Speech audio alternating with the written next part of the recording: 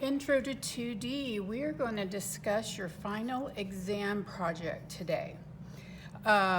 What you're going to be doing is a combination of various materials that we worked with this semester into one project. So some of you may have remembered seeing this that I was working on. This is what you are going to do, okay? I have colored pencil, I have pencil, graphite, I have marker, that's where all the stippling is coming from. Sharpie marker, this is a metallic marker that I have. I've done some more shading. This is watercolor. I had a white pen I used. This is metallic watercolor for the color of the eyes. This is also watercolor, light values, and the hair is oil pastels. Okay, so it's a lot, but what we're going to do is break it down into simple steps.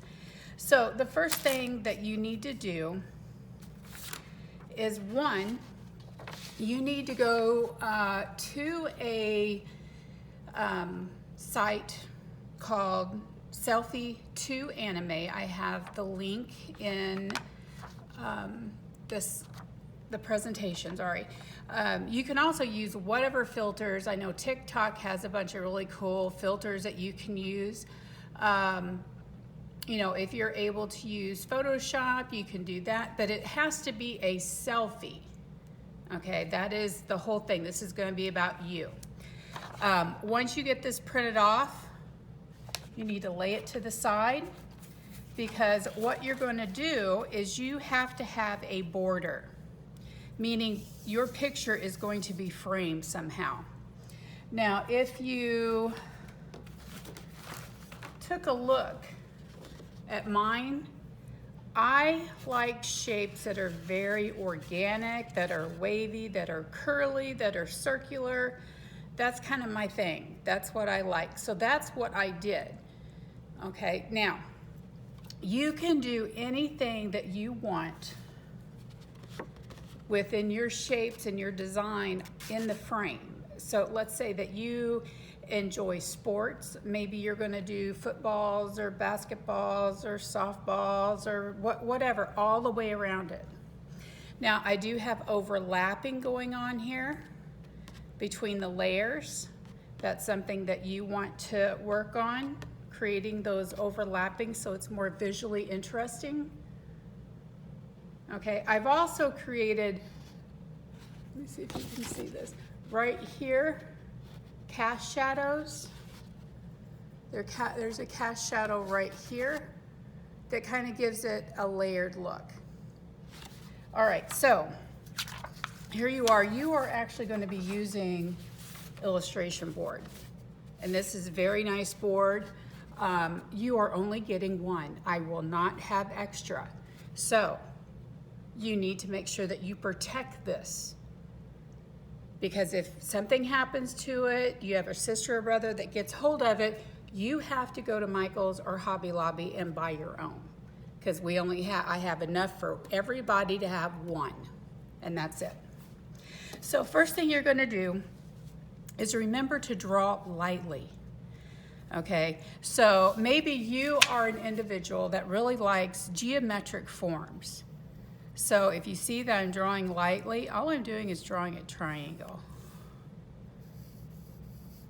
Okay, you could do a triangle border, maybe where they start getting smaller as you go down, or they just vary in size throughout.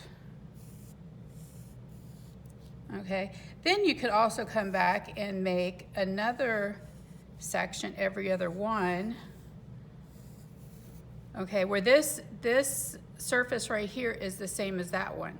So this triangle is just laying on top of it. All right. So let's do another one right here. So we could actually take another line and make it look like it's coming through. We have another shape that looks like it's continuing on the back, okay? Once you can even use just basic lines. So you could get your ruler and do just a basic line. Doesn't have to be straight. If you want it to have a little angle to it, you can do that. All right.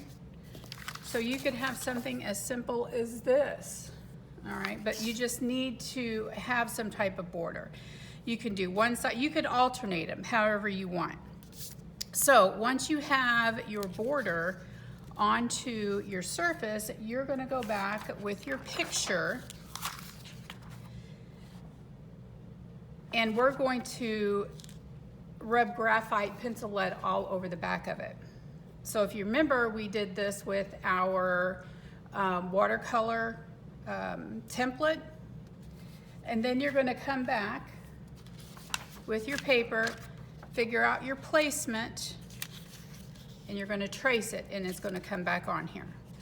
All right, so I know I have mine, so I'm just going to go ahead and trace this on here real quick.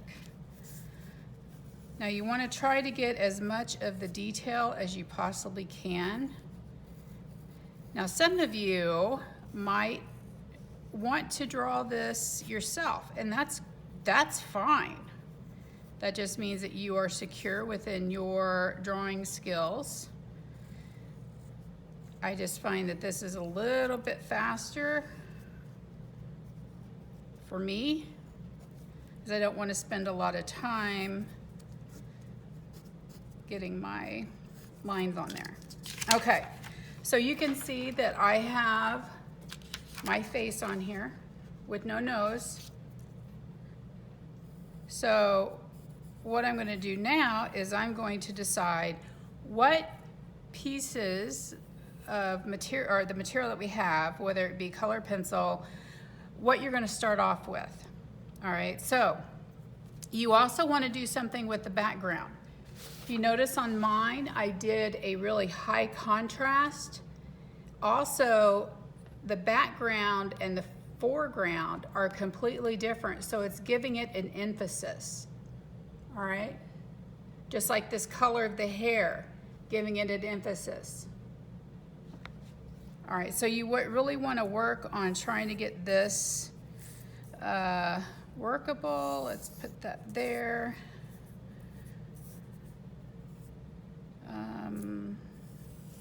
Let's say that I'm going to go ahead and do the foreground very geometric, and then maybe I could do the background. See, I'm a spiral person. I like circles, anything like that. You can have them coming here, coming from behind, because layering is going to give it another dimension of depth. Now, how you plan this is honestly up to you about how you're going to be using your materials. You could start off with using charcoal.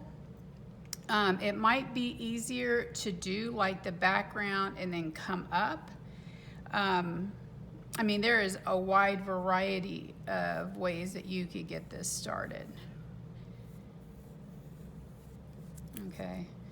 Now, you don't have to worry about it looking like you, because one, you should have changed your image and edited it like this.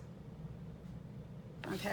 Now, when you are working on this, you need to remember that you want to use 5 of the material listing. Like I said, oil, pastel, marker, color pencil, whatever we have, and you can also include techniques. So the dots, if you recall, we did that in value, section in value, where we did the stippling. So go ahead and start trying to figure out what type of filters, programs that you want to use to alter your appearance. and let's go from there. I want to see what you do. So make sure, I'm going to have a place that you're going to be able to upload your image, your edited picture, like this. Now, make sure you also pay attention to how big this is. It's over half the page. Okay, so you want it big. The bigger, the better. It's not going to take as long for you to finish your project. So you guys go ahead and get started.